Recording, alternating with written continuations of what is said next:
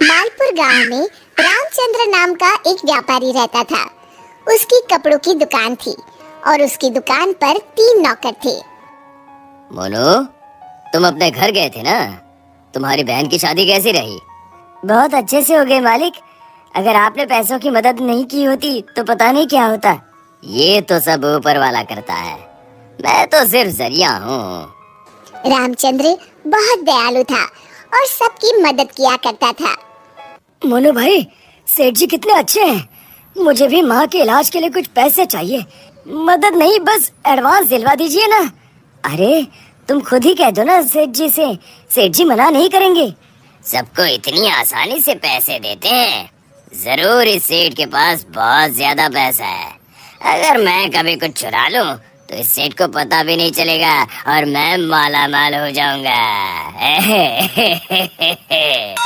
एक दिन रामचंद्र जी को हाथ में चोट लग जाती है। उनका हाथ सूज जाता है तो वो अपनी हीरे की नई अंगूठी उतार कर दराज में रख देते हैं और भानु वो देख लेता है। अब तेरी किस्मत बदलने वाली है भानु बेटा। अगर ये हीरे की अंगूठी तेरे हाथ लग गई ना तो ये लहंगा चोली के चक्कर में नहीं पड़ना पड़ेगा। अपनी भी एक दुकान होगी, तू भी दिन भर सेठ की कुर्सी पर बैठा रहेगा, तेरे आगे पीछे नौकर चाकर घूमेंगे। सोचते सोचते भानु सपने देखने लगता है। उसे ये सब दिखाई देने लगता है। ओ भानु, क्या सोच रहा है? चल खाना खाने चलते हैं, सेठ जी भी आराम कर रहे हैं। तुम लोग जाओ यार, मेरा मन नहीं है। क्यों? तेरी तबीयत तो ठीक है ना? हाँ भाई, मेरी तबीयत एकदम दुरुस्त है, बस कुछ करने का मन नहीं है। चल ठीक है, हम खाना खा के आते हैं। जैसे ही लोग बाहर जाते हैं, भानु मौका देखकर अंगूठी निकाल लेता है।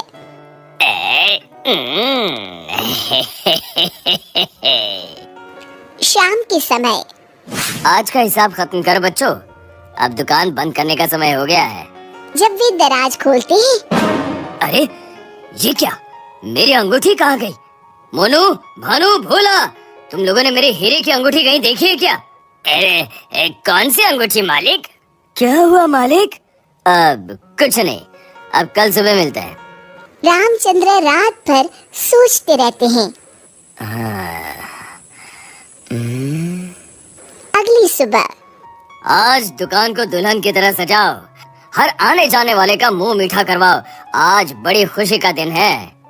ऐसी क्या बात है सेठ जी? दरअसल कई सालों पहले एक दिन मुझे एक हीरे की अंगूठी मिली। मैं उसे उठा के घर ले आया। उसी रात मुझे सपने में आकर एक बाबा ने श्राप दिया कि तूने पैसों के लालच में जो अंगूठी उठाई है, अब वही तेरा नुकसान करवाएगी। जब से वो अंगूठी मेरे पास थी, मुझे कहीं न कहीं घाटा होता रहता था। घर में कोई न कोई बीमार होता रहता था।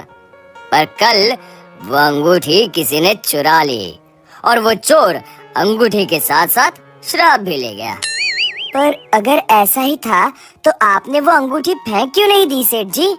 अरे बाबा जी ने कहा था कि न मैं उसे फेंक सकता हूँ, ना ही किसी को दे सकता हूँ। बस मुझे इंतजार करना है कि कोई स्वेच्छा से वो अंगूठी मुझसे ले ले।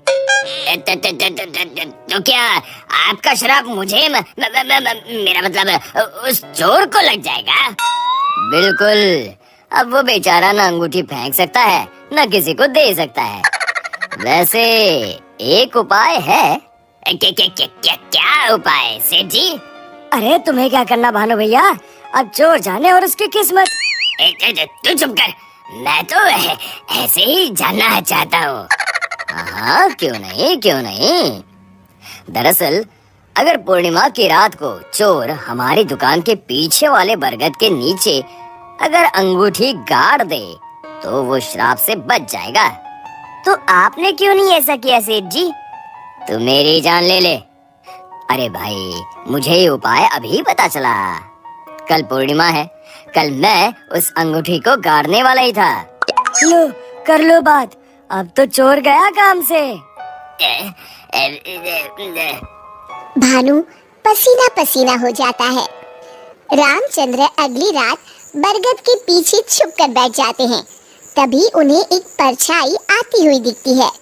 जैसे ही वो परछाई पेड़ के नजदीक आकर गड्ढा खोदने लगती है, रामचंद्र जी सामने आ जाते हैं।